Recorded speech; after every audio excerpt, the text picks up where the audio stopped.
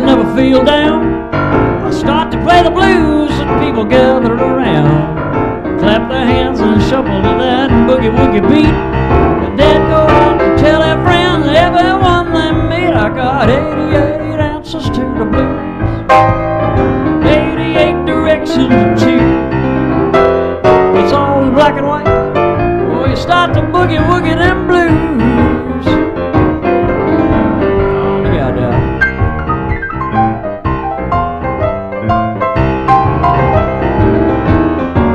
Well, I draw from Fest, Fats, and Booker down in New Orleans. Otis Spann and Pine Top, Chicago blues sing. They really knew how to bring the keys to life. And don't you know Ezra Charles gonna do it tonight? 'Cause I got 88 answers to the blues, 88 directions to choose. It's all in black and white. We start to boogie-woogie them blues.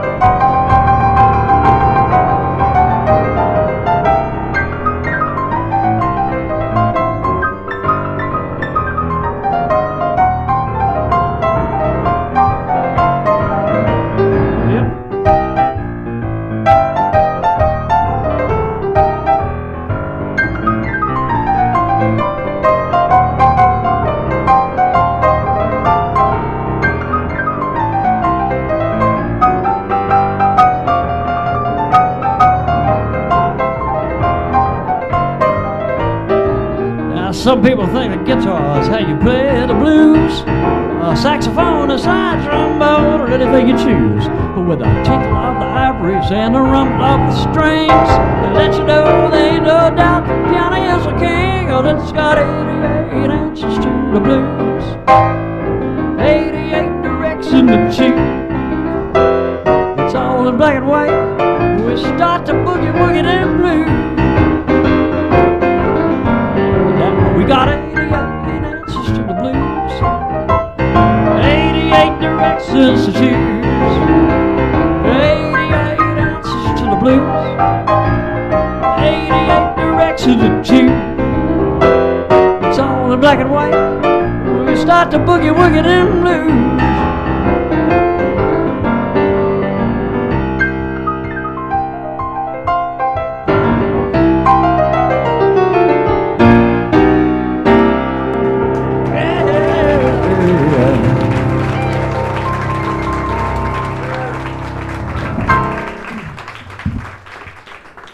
Well, I decided to start off by letting my fingers do the talking. Famous guy once said, talking about music is like dancing about architecture. Doesn't make any sense, really. But here, today, we're going to talk about boogie-woogie, and everything that has anything to do with boogie-woogie, we're going to cover. Because I love boogie-woogie, and I bet you do too, or you wouldn't be here today. I always say about boogie-woogie, it's like Sara Lee. You know, they say nobody doesn't like Sara Lee. Well, I don't think anybody doesn't like boogie-woogie. It has some kind of universal appeal. You could play boogie-woogie to anybody in the world, and they would start patting their feet and loving it. So how did all this come about, and where did boogie-woogie come from, and what does it all mean? If you had listened really, really closely to the song I just played for you, it pretty much sums up everything you need to know about boogie-woogie.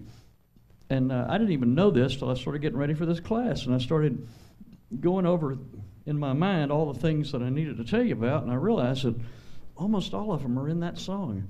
I was really predictive when I wrote that song 20 or 30 years ago. And so I'm going to go back for a little story in history here, and we're going to go back to the 19th century in the United States.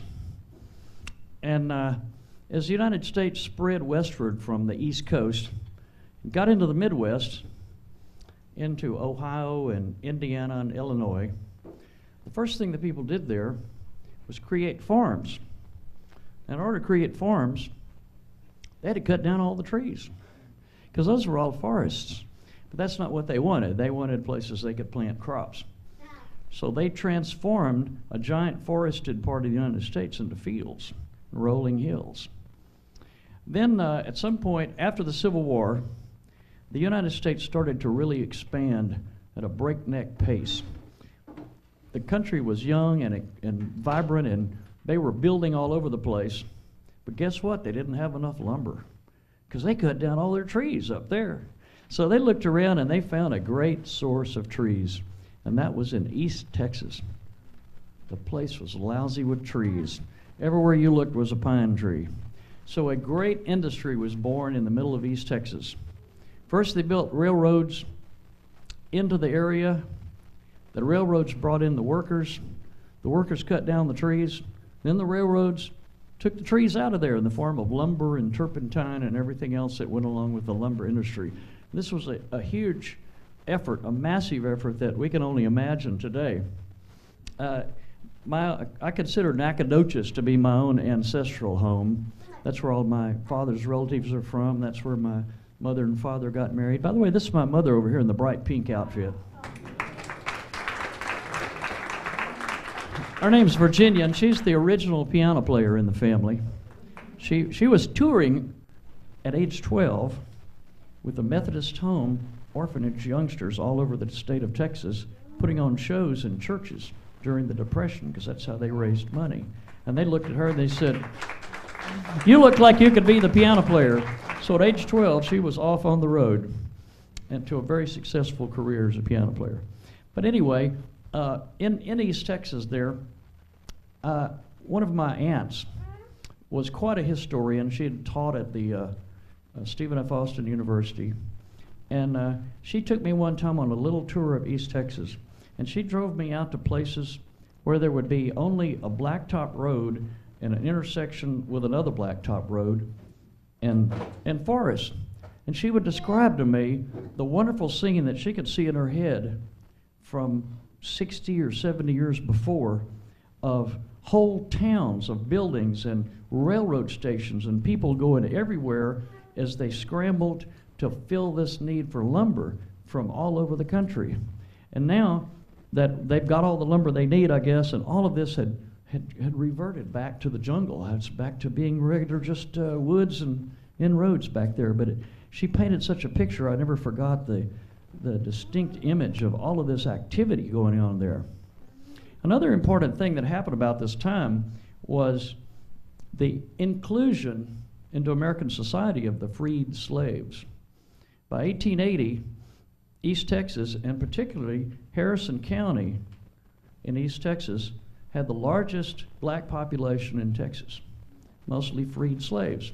They'd worked on farms and fields, and they'd moved from Mississippi and Alabama and Louisiana over into Texas, and they were looking for something to do, and this was the perfect job that they all just loved to take part in. They were well paid to go out for weeks at a time into these lumber camps, and they'd work all day and then stay at the camp continuously for weeks at a time. Now this could have been kind of a boring situation, but they did have one form of recreation. And every one of these camps, there was a building that kind of served as a headquarters and a mess hall and everything else that they would all retreat to before settling in for the night. This also happened to be a building where they assembled and filled barrels, and it was usually called the barrel house. The other thing the barrel house had in it usually was a piano. So they had one guy whose job was to keep all these guys amused every night between the time they got back to the camp and between the time they finally hit the sack. So his assignment was simple. How much music can one man and one piano make? And what they came up with was boogie-woogie. Now, it wasn't called boogie-woogie at first. The first thing they called it was Texas-style piano. That was our first clue that boogie-woogie actually originated in Texas.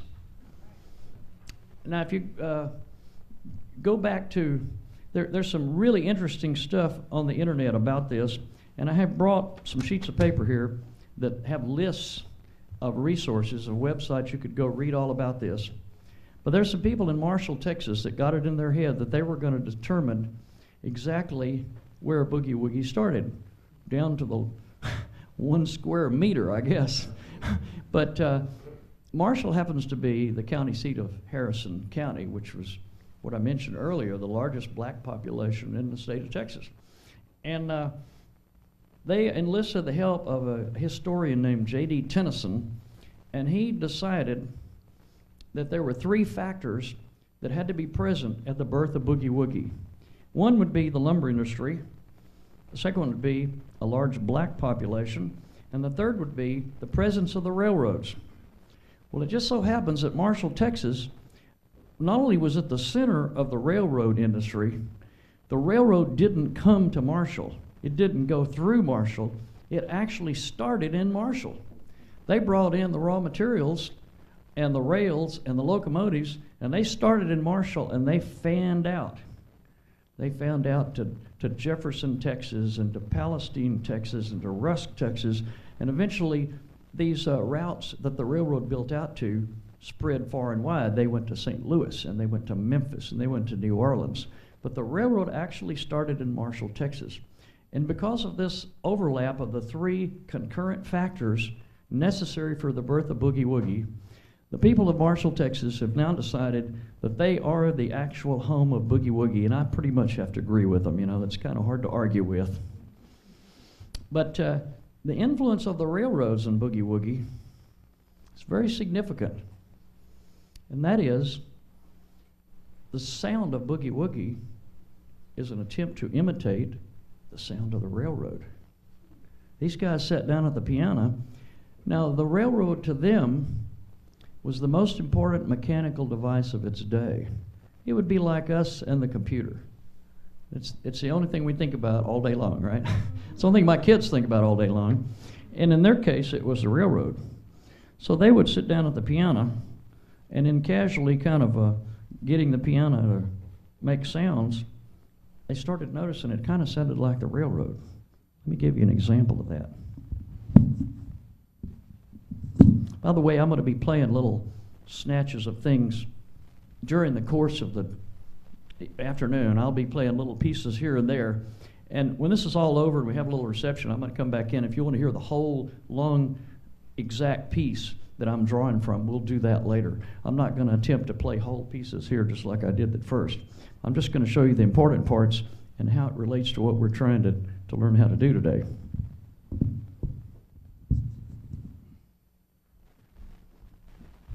I'm sure you'll probably all recognize this as a pretty common boogie-woogie figure.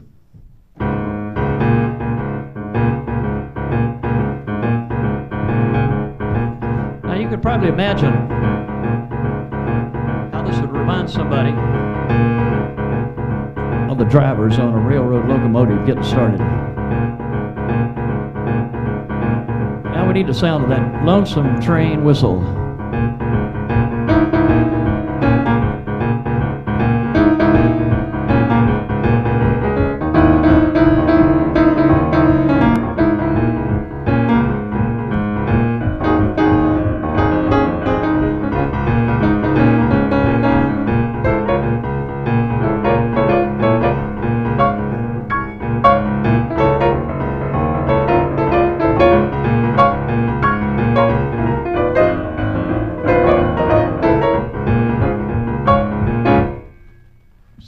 Train, doesn't it? Now, what I talked about in the first song I played is called 88 Answers to the Blues. Boogie-woogie, the reason boogie-woogie has persisted and grown and expanded to a worldwide area of interest is because boogie-woogie is the antidote to the blues. The blues is a kind of music that was invented by Americans, black people mostly, as an expression of discomfort. Everybody knows what it means to have the blues, and people write blues music to get it out. And you can play blues music and feel a little bit better, but it doesn't really take the blues away. It just allows you to let everybody know that you have the blues. But boogie-woogie doesn't do that. Boogie-woogie is a way to make you forget that you have the blues. That's why the song says, I've got 88 answers to the blues. this is something that I didn't even think about until I started getting ready for this lecture in this program today. The people that created Boogie-Woogie already knew how to play the blues. Everybody knows what the blues sounds like, right? I'll give you an example.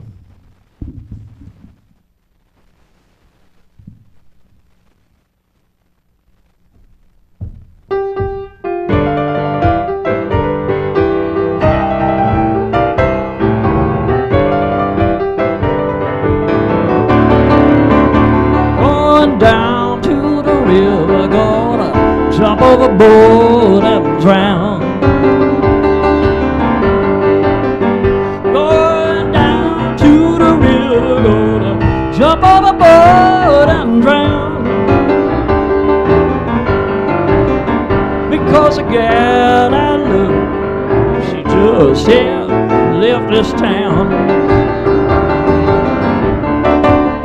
Well, if you see my mama, tell her goodbye for me. Now if you see my mama, tell her goodbye for me. 'Cause I'm tired of living in misery.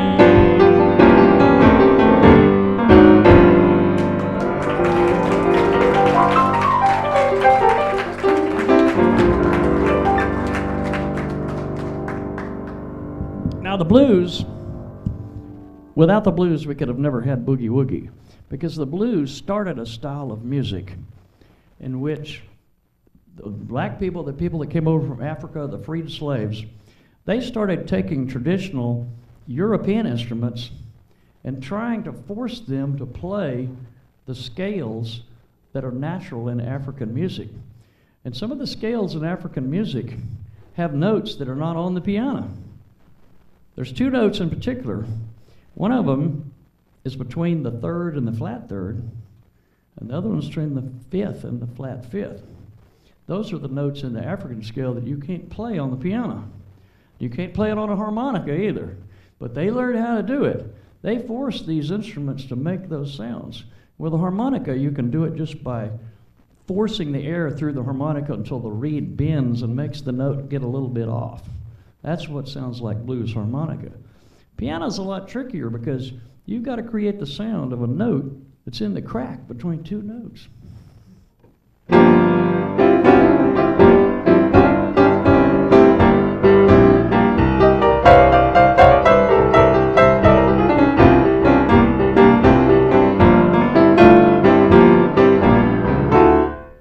You're not going to find that in any Beethoven or Bach music. You've got to learn how to hit those notes. It's a technique. Sometimes it's referred to as crushing a note. You're playing a B flat and a B at the same time. And you can create the impression that you're actually playing the note that's in between those two notes. Here's a G chord. Here's a G minor 7 chord. Here's the blues note when you play all that at once.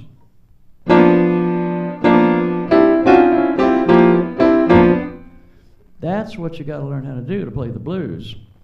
And once you know how to do that, then it's a natural process to slop that over into Boogie-Woogie. It's a primitive style of playing that's much more difficult than it sounds like. When you first hear blues piano players and later the jazz piano players, to our ears, to the European classical trained ears, it's like, well, they don't even know how to hit the notes right. But no, that is very difficult to do that. The highest caliber art that has been raised to was the music of Thelonious Monk. If you've ever get a chance to listen to some Thelonious Monk jazz music played by him, you will be shocked at what he can do with what we would consider wrong notes. The more you listen to it, the more entranced you get. And it becomes very addictive listening to what he could do. But he was the superb genius practitioner of that art. Now, Boogie-Woogie takes the same scales and sounds of the blues music and just makes it happy. That's all it does. And you combine that with that railroad train sound, Those people that worked in the lumber camps, they got to the camp on the train. They loaded up the train and saw it take the lumber away, and when they left on the train. That was their only means of transportation. And when they left, they went all over the place. They went to Chicago, and they went to New Orleans, and they went to Memphis and St. Louis, and they brought the music with them. And people there loved the music just as much as those guys in the lumber camps. And so it just grew and spread, and it became gradually practiced by people that were a long way from the lumber camp. Some of the guys, the well-known players in Chicago and New Orleans, elevated it to a much higher art form. About the same time that boogie-woogie was evolving, the black population that was interested in piano also evolved another type of music, and that's ragtime. Now, sometimes people get confused between ragtime and boogie-woogie, but they're actually extremely different forms of music, because ragtime is taking that same process of trying to make happy music, but starting from a totally classical perspective. There's no crushed notes, there's no blues notes in ragtime. It's all very precise, very strict, and it can only be played by somebody who's been classically trained. So I am unable to play you any ragtime. I do have somebody here with me that is going to do that, though, if I can get him to come on in. And that is my son, Jake. Jake is a student at the High School for Performing and Visual Arts, where he is studying jazz drums. But he took piano lessons for several years and became interested in ragtime. So I'm going to get Jake to come up here and play you one of Scott Joplin's pieces. Scott Joplin was a composer in Memphis who pretty much created ragtime single-handedly. This is the first piece that he got published. It's called Make Believe Rag. So come on up here, Jake.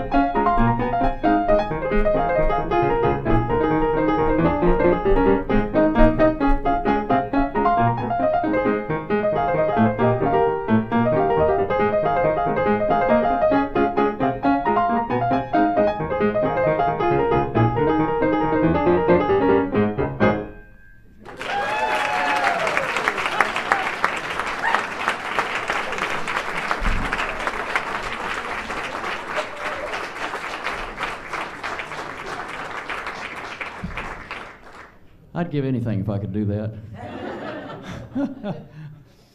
So, if you're here today to learn how to play boogie-woogie, which I assume some of you are, and which I'm going to try to set you on a path, one of the things you could consider is if you know how to play classical piano, playing ragtime is simply a matter of sitting down with the sheet music and picking it out. Jake learned how to play that by downloading it onto his iPad and just working with it for a couple of weeks. And so that is possible to do that without any other kind of training. You can play ragtime. But to play boogie-woogie is going to be a little bit more difficult because we're going to have to take on certain techniques. Now, I brought with me here a handout. Let me pass these things out. I didn't do this in advance. I didn't want you to sit there paying attention to this instead of me. I have learned a few things in my advanced age here. So if we can kind of shuffle these through the crowd here, pass them out to everybody.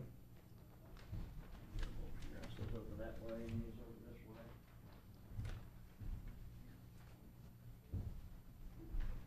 this way. Now you'll see that there's two parts of this handout. The back side of it is a whole bunch of stuff you can find on the internet that I call resources. Your history and things you can look at. And one of the things that's enabled music to spread as rapidly as it is right now is actually YouTube, because you can watch videos of people actually playing the music you're trying to play.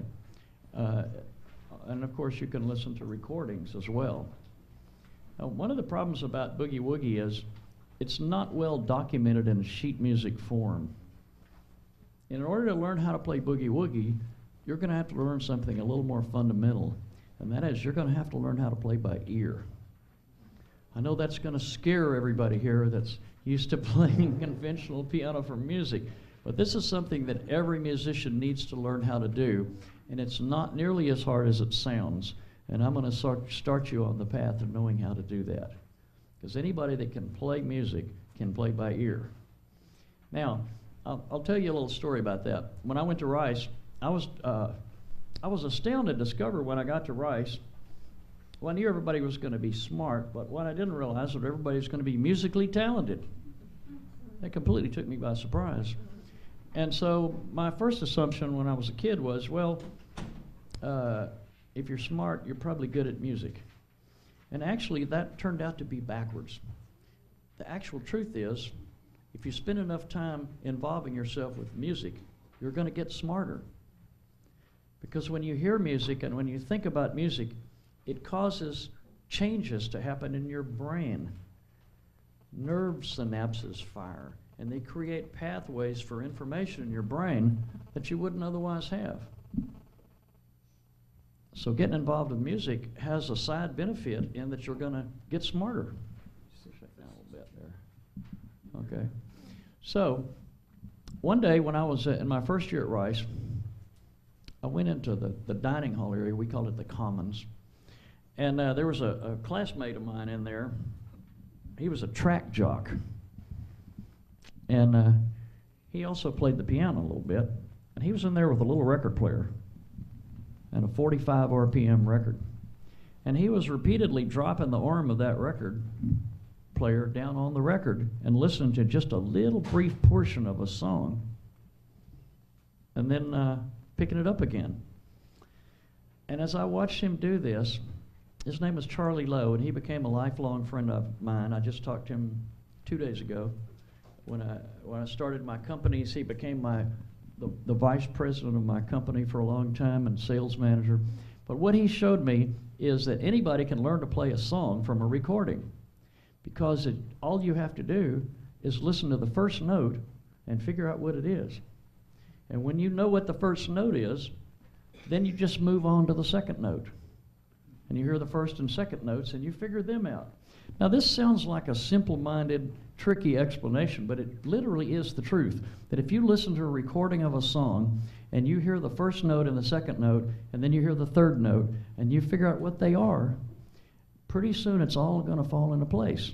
And by the time you get up to the 10th, 11th note, you're probably going to be able to guess what the 12th, 13th, 14th, and 15th note is. And this all just kind of cascades in kind of an avalanche effect where it will eventually be very obvious to you how the song goes. This is something that obviously you get better at with practice.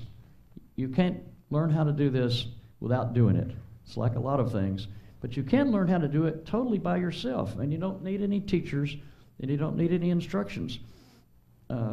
We have so many devices now, like iPods, even your laptop computer that'll play music.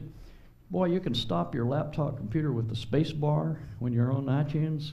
You can listen to just one little piece of it and stop it and think to yourself, now what was it I just heard? And you can back it up a little bit and hear it over and over.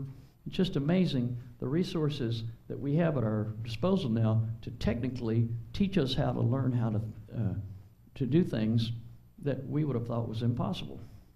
Now let's go back to dissecting the boogie-woogie. There's two parts of the boogie-woogie. There's the left hand and the right hand. Now all boogie-woogie is characterized by the following things. You have a constantly going left hand and a pattern. The right hand, a boogie-woogie, rarely has a melody. Boogie-woogie is one of the only music forms in the whole world that doesn't have a melody. It's just percussive. As it turns out, some linguists have dissected the word boogie-woogie. It comes from two African root words. The word boogie means to beat on something, and the word woogie means to dance. Well, that's what it means. Somebody's beating on something and somebody else is dancing. And boogie-woogie follows the rhythms that naturally make people want to dance. You're sitting there and I'm playing, you wish you were up dancing around, don't you? Yeah. It's infectious. There's no way around it. This piece of paper I gave you has a bunch of very common left-hand boogie-woogie patterns. You could practice this on your own, or you could better just be aware of them. When you hear something you'd like to learn that's a boogie-woogie song, then the first thing you should do is listen to the left hand and say, what is this guy doing? The first thing I played you about the railroad trains is a simple form where you have the tonic note in the fifth. And it just moves back and forth on the fifth. That's about the simplest thing you can do. Now, the next thing they did is they added the third.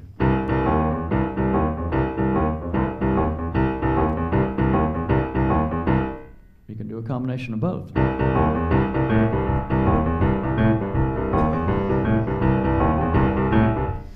Most of those forms that involve the first and the fifth, there's all different combinations, but they're all just simple variations of the same thing.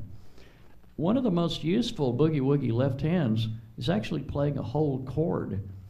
We don't play many chords in the low notes on the piano, but it actually sounds kind of good in boogie-woogie if you do this.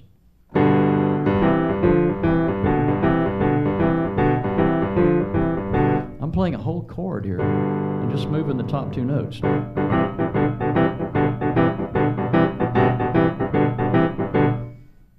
You probably recognize that as the intro to Big Bad Leroy Brown.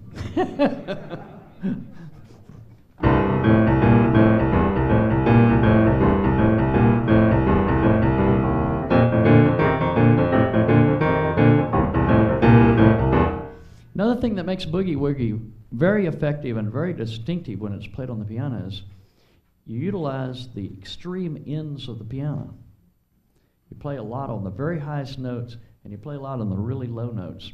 That's a lot more exciting to listen to than playing in the middle of the piano. Everybody's heard the middle of the piano. That's what your third grader is playing when they're taking lessons. They're not playing on the extreme ends. That's the fun part of playing on the piano. Now, boogie-woogie music it grew out of the blues, and it follows the same chord progression as a blues song. Now, does everybody here know what I mean when I say 1, 4, and 5? Raise your hand if you don't know what 1, 4, and 5 means, and I will tell you. Okay. One of the ways of musical notation that musicians use is they refer to a chord by the bottom note. If you're in the key of C, then the 1 chord is the C chord. Okay, the next most important chord is the G chord. Well, G is the 5th note in the C scale, so that's called the 5 chord. And F is called the 4 chord. So in the key of C, blues songs are going to involve the C chord, the F chord, and the G chord. That's called 1, 4, 5. That's a shorthand notation. That way we can talk about the chords in a key without even knowing what the key is.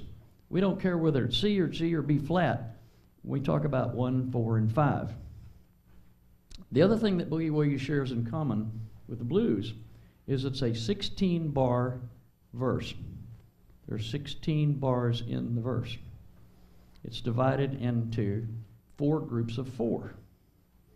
The first 4 stays on the 1 chord the whole time. Then it goes to the 4 chord for 2 bars and goes back to the 1 chord for 2 bars. We're now halfway through.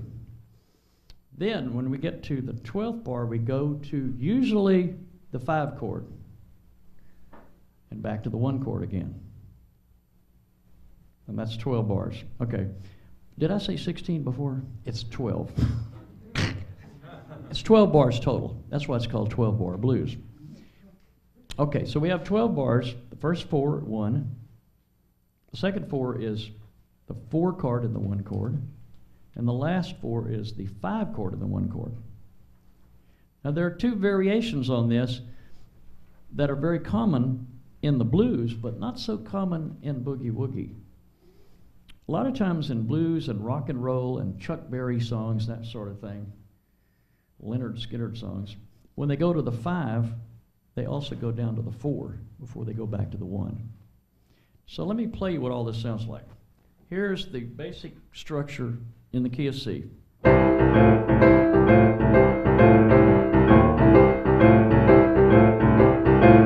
That's the first 4.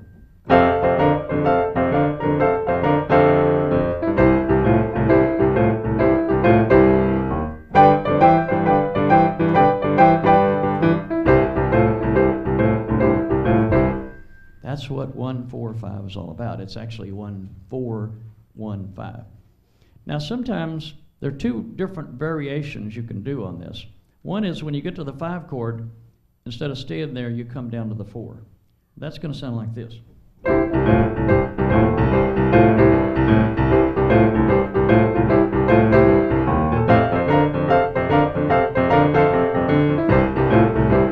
we're going to the 5.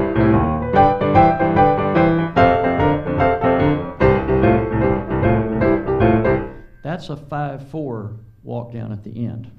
There's one other variation on this, and that is instead of going straight to the 5, we can actually use the 2 chord. That sounds like this.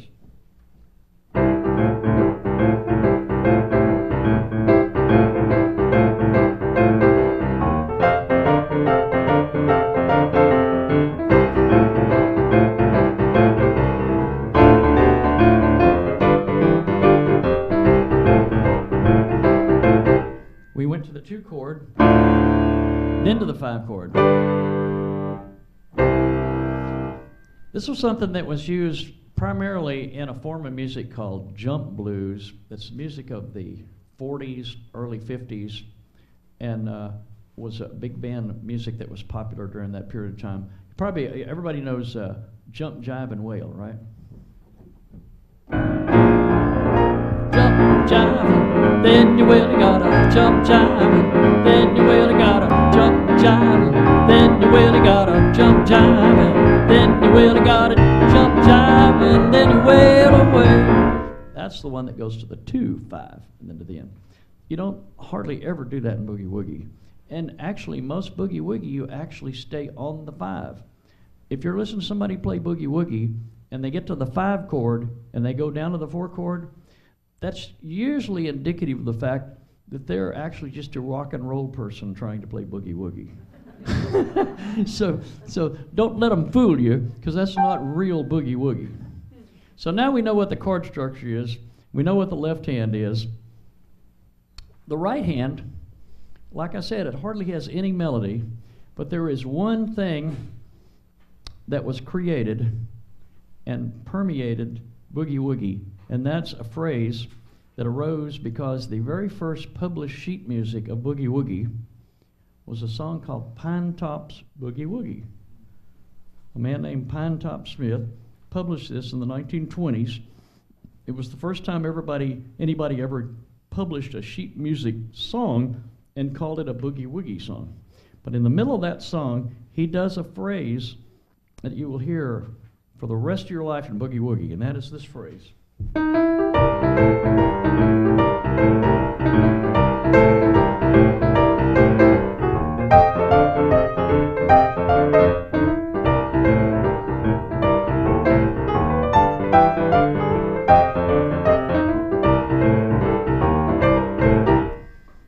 That's one of the few melodic components that you'll find scattered out in a lot of boogie-woogie songs.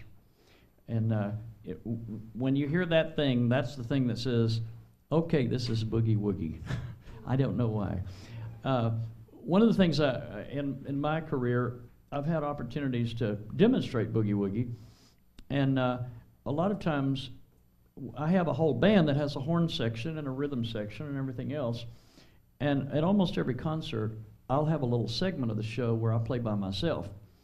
And especially when we go to Europe to play, we've been to Italy 3 times. We're going back again to play this December at the Umbria Jazz Festival in Orvieto, Italy. And the way that those concerts start, they kind of expect American acts to have the piano player go out first and do a little playing. It's almost a way of kind of establishing your credibility. You have to go out first and play a boogie-woogie song before they're going to take you seriously. So I have to do that every time. And am I going to be ready this time, because getting ready for this class, I learned all kind of stuff. I'm going to bowl them over by the time I get back to Italy. I've been pretty much playing the same thing over and over. Now I've got all these new arrows in my quiver that I can pull out and really work on them with. But I did develop one long compendium of boogie-woogie phrases. And I recorded that back in the 90s on one of my CDs. And if you see on that sheet on the back there, there's a video of me playing that particular thing. We played a concert in South America in Guayaquil. The concert was called From New Orleans with Love, because Guayaquil is a sister city of New Orleans.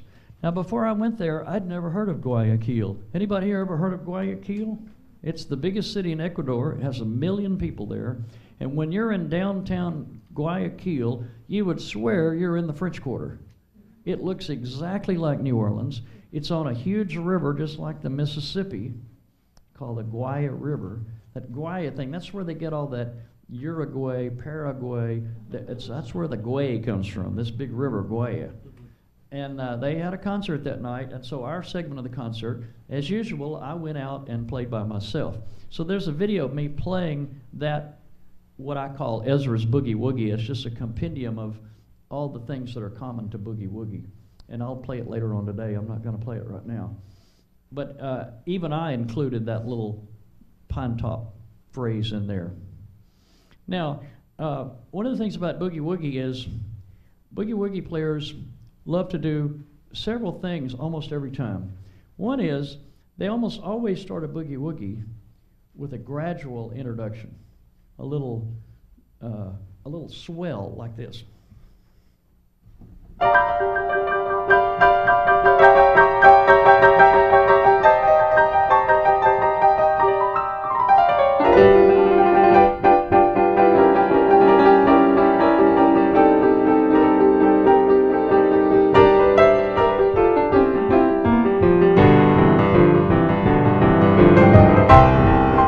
To the races. The other thing they do is a lot of times boogie-woogie players love to stop in the middle of the song and do a little break. You notice I did that without even knowing what I was doing back when I created that 88 Answers song. I did that in the middle of the song. You know, I went. That's very common in boogie-woogie, in the middle, to stop and play one of these break things, and then you go back into it. One of the greatest resources in my life was in the late 70s. I was able to go to New Orleans and meet Professor Longhair. Professor Longhair's, his real name was Roy Bird, but nobody in New Orleans called him that. They called him Fess. He got started in the late 40s performing on Bourbon Street, playing the piano. And he was a big influence on almost every New Orleans musician, even ones that didn't play the piano. First time I ever heard one of his records on the radio, I was driving down the Southwest Freeway, listening to KPFT. Who else would play something like this? And I heard this record come on the radio, and I thought, what in the world is this? It kind of sounds like Fats Domino, but it's much heavier. It turned out to be Professor Longhair. Later on, I got to go to New Orleans, and I met him, and he showed me a bunch of things. One of the things he showed me was the break to one of his songs that was so crazy that I don't think anybody else in the world ever knows how to play it. He passed away in 1980, so he took the secret to the grave with him, except that I still have it. The song that I had heard on the radio that day, the song of his called Ball a Wall. And that's a slang for ball a while, you know. It just sounds cooler to say ball a wall.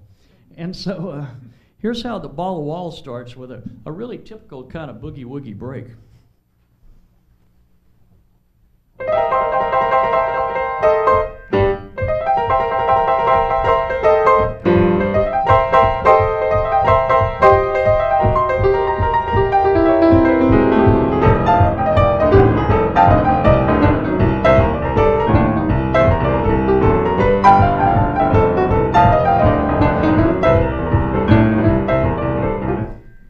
I'm watching him play this at his house. I said, how do you do that, you know? I said, can you play it slower? And he says, no, I can't play it slow. I just kept griping at him, and eventually he did play it slow enough for me to figure out that he was kind of going backhanded here.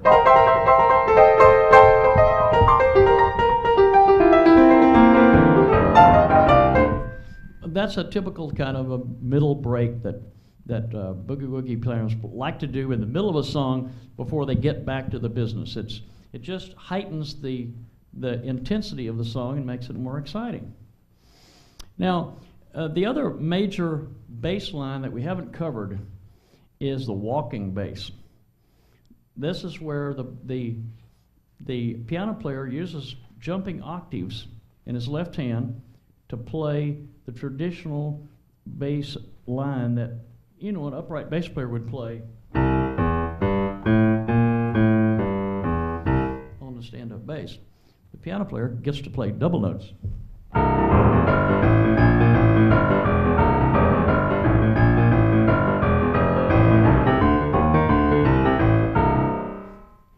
This was used really effectively by Ray Charles. Ray Charles had a top 40 hit record with that sound in the 50s. It's a song called Mess Around. How many people have seen the movie about Ray Charles called Ray? You remember there in the studio, and Ahmet Ertegun, the Turkish guy that's his manager, goes to him and says, Ray says, I think you ought to do a song that's just yours and not somebody else's song. Because Ray Charles, up until that point, all he'd recorded was songs that either sounded like Nat King Cole or Charles Brown. Charles Brown is the guy from Texas City that did Please Come Home for Christmas. Bells will be ringing, the glad, glad news. Anyway, everything Ray Charles did up until that point sounded like either Nat King Cole or Charles Brown. And Armored Tate says, well, I think you ought to do something that sounds just like you.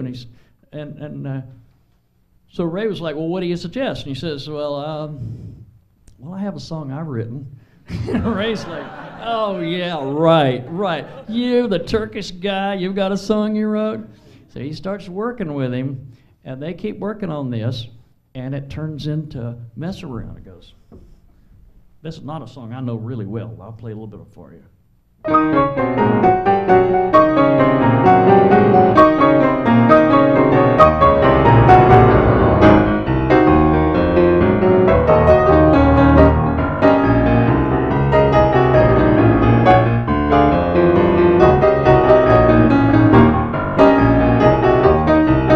Well, you talk about your good barbecue, drummers jumping, but people do mess around.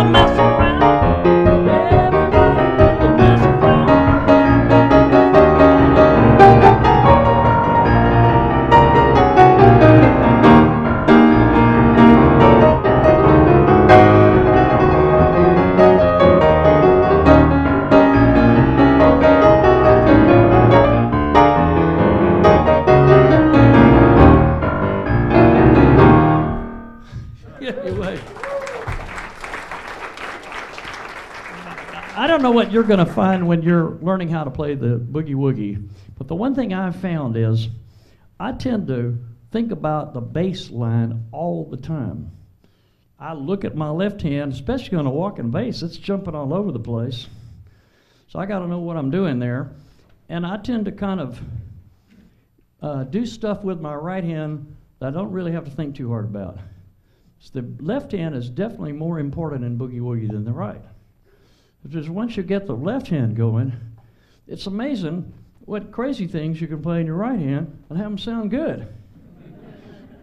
On the sheet I gave you, there's a couple of movies listed there. One of them is a movie that Jim Carrey put out just a few years ago called The Majestic. And the story of this movie, in case you haven't seen it, is Jim Carrey is in the 40s in California, and his father has an old movie theater he's restoring. And in the middle of the movie, he restores the theater, and there's a piano in the theater. And after he gets the piano all tuned up, he starts playing boogie-woogie. Now, I didn't realize Jim Carrey was such a hot boogie-woogie piano player. But actually, he's not playing the music. A really talented guy named Jim Cox did all this. And the soundtrack of that movie is just chock full of the greatest boogie-woogie in the world. And there are two different songs in there. One of them is called Blue Note Boogie. That's kind of what I was playing a while ago when I showed you the train sounds. That's actually Blue Note Boogie. And the other one is called Boogie-Woogie Stomp. And Boogie-Woogie Stomp is a good example of what I was telling you, that when you get the left hand going good, you can do almost anything with your right hand. It'll sound good. Let me show you here.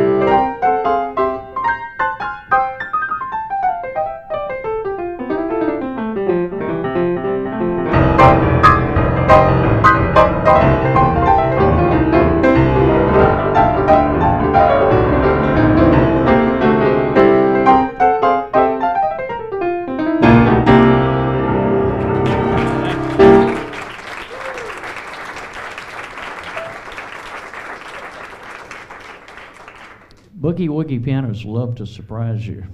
And the way they surprise you is making you think that the song is over when it's not. I could feel everybody in the room jump up about 3 inches when I didn't stop. Anyway, that's some of the fun parts of this. If you can get those movies are readily available. In fact, you can download just the soundtrack songs one at a time off iTunes and listen to them. The other one on there that I was telling you about, Blue Note Boogie, goes like this.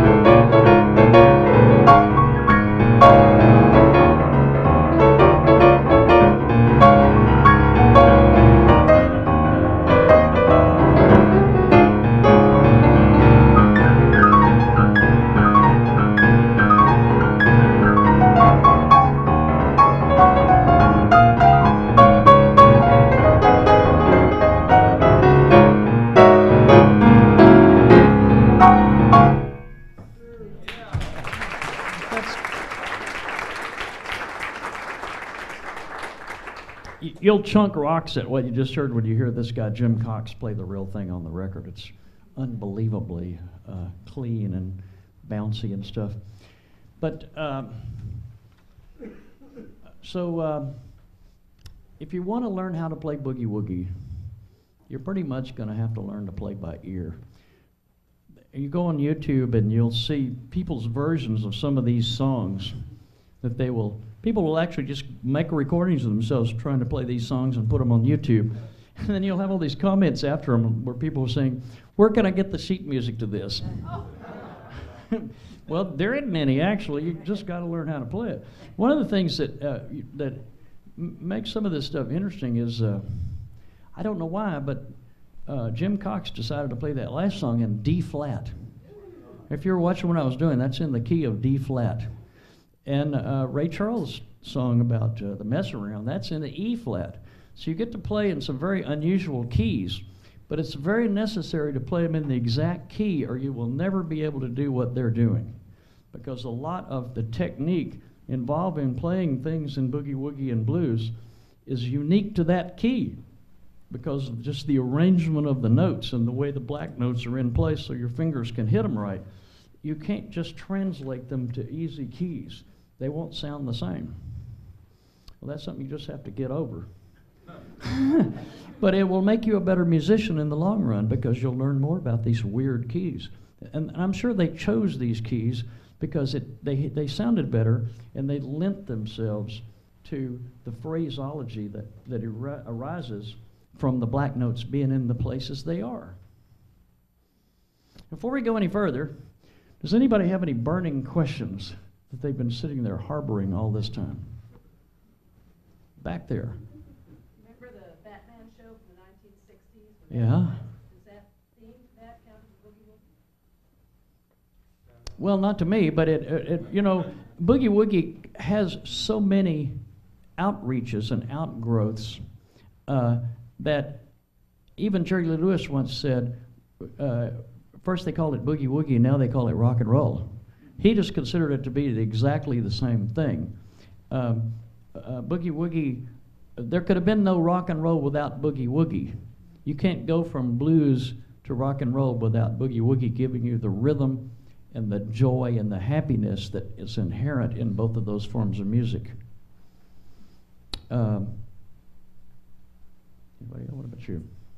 Yeah, Pedaling. Any pedaling at all? Well, as a matter of fact, Ezra, can you repeat the question? yeah, he said, what about pedaling in boogie-woogie? This sheet that I gave you with all of the boogie-woogie left-hand patterns, that's the first page of a book that I have that was published in 1943, just one of those regular music instruction books, How to Play Boogie-Woogie. And it's very specific in its description of all the qualities of boogie-woogie, and it said, never use the pedal. I'm not that good. If you never use the pedal, you are very naked. Everything you do is going to be out there. But technically, yes, you are not supposed to use the pedal in boogie-woogie. I kind of tend to do it, and there are some things like some of those breaks in the middle, they'd sound kind of funny without the pedal.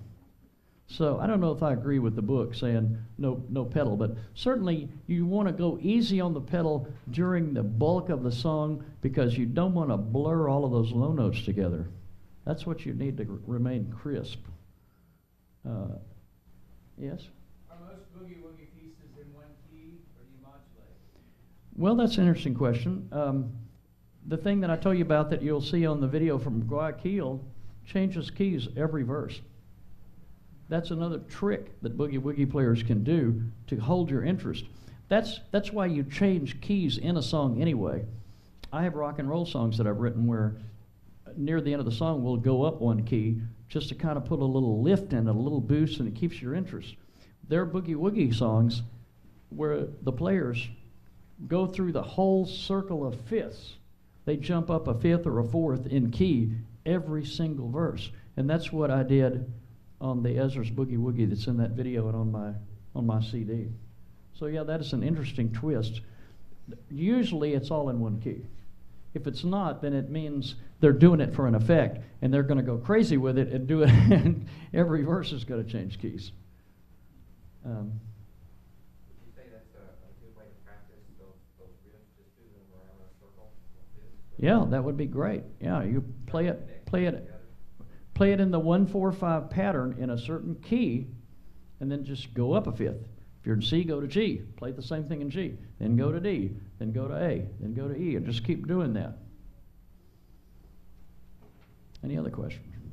One is, I've heard a lot of people that can't read music, especially in the 30s, would use key of F sharp because they would fit their hand a lot better, or they were easier to learn but not easy to read. Maybe, yeah, that is probably true. I've seen people that didn't read music that played only on the black keys. That's what I did. Yeah, that it's just easier.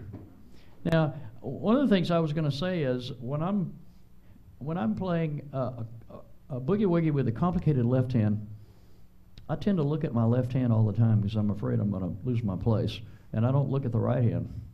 But that's not really a valid approach because, for example, one of the greatest piano players that we're copying today is Ray Charles, who couldn't see the keyboard at all. And when I was about 25, it occurred to me that there was a gap in my musical education, and that the reason I couldn't read music and play piano at the same time is because I didn't know how to play without looking at the keys. My piano teacher forgot to tell me that. It's tragic because that's like typing. When you're typing, if you learn how to type, you're supposed to look at the page, and you don't look at the keys on the typewriter. Or you look at the computer screen, you don't look at the keys. And that is pretty essential to learning how to be a real piano player, although I've noticed now I go to see jazz players and concert pianists, they look at the keys. But you should be able to play without looking at the keys. So when I was about 25, I purposely taught myself to play without looking. It was real easy. I call it the Stevie Wonder method. I would just turn all the lights out in the room. And I'd sit down at the piano, and I'd kind of feel around till I figured out where everything was and try to play. And I got better and better at that. And when I play in my band today, I generally tend to sit this way at the keyboard, so I can never see my left hand anyway. So if I didn't know how to play without looking at my left hand, I'd be sunk, because I've got to be able to not only get the patterns going and move around, I got to be able to go back. And there's some jumping around there. And, you know, think about Ray Charles playing that Mess Around song. He just has a very precise grasp of how far to move his hand to go from one chord to the other. And that's an acquired technique. It's motor muscle memory. And you can do that. That you will eventually learn how far to jump. Just like your fingers know how much is an octave, your arm is going to learn how much is a fifth. And you can go back and forth. Part of what my son played on that song was near the end of that, he was actually playing a style of music that's called stride piano. Stride is what you call the style of piano where your left hand is jumping from a bass note to a chord and back. There's some people that got really, really good at that in Chicago in the 20s and 30s, the masters of stride piano. And that's the same thing where they're not looking at what they're doing, but they're able to hit a low tonic note, like an octave, and then jump up here to a chord and then go back and forth like that. He was doing a little bit of that during that Scott Joplin song. That's another really difficult technique, but something you can learn. It's not specifically part of Boogie-Woogie. One more question about Boogie-Woogie. Is it part of the development of jazz? Yeah. I mean, Mm-hmm. does the jazz begin with blues? Yep. You start with basically the blues. Boogie-Woogie kind of takes it off in a different direction. Ragtime is still way over here to the side. But a lot of music, you remember the boogie and the woogie part? The woogie part is dance. What drives the development of music is accompaniment to dance. And what makes Boogie-Woogie have the rhythms that it does is because it's easy to dance to, and it's akin somehow to the natural tempos and rhythms of the heartbeat. That's what makes people feel like they want to dance. It gets that repeated motion going. And during the 20s, you have all these dance crazes like the Charleston and the Lindy Hop and all this kind of stuff. And the musicians are creating the music to go with the dances that are springing up simultaneously. So it's kind of they're kind of inspiring each other.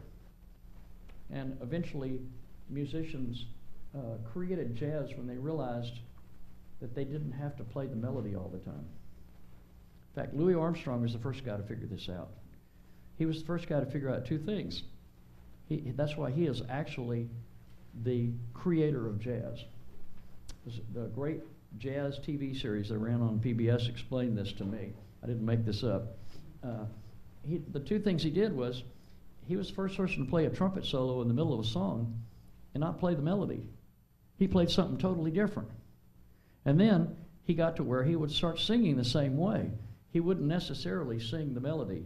He would sing kind of around the melody and kind of create something at the same time. But his great inspiration was the idea that when you played a solo, you didn't just repeat what the singer just sang. You played on top of the same chord structure and you created the feel of the song, but you're actually writing something at the same time. This led to true jazz, which is improvisation and the art form of creating something on the spot that's never been heard before and probably will never be heard again. That's what makes jazz one of the most exciting art forms in the world. It's totally spontaneous, and unless you record it, it's lost. So, and Boogie-Woogie, of course, was one of the building blocks that led up to the creation of that form of music. Anybody else wondering about something out there? Now, what are you all going to do now that you know a little bit about Boogie-Woogie? What do I think you ought to do when you go home?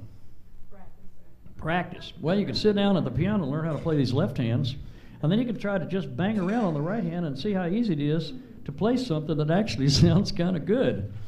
The other thing you could do is get on your computer and go to YouTube and watch some of this stuff.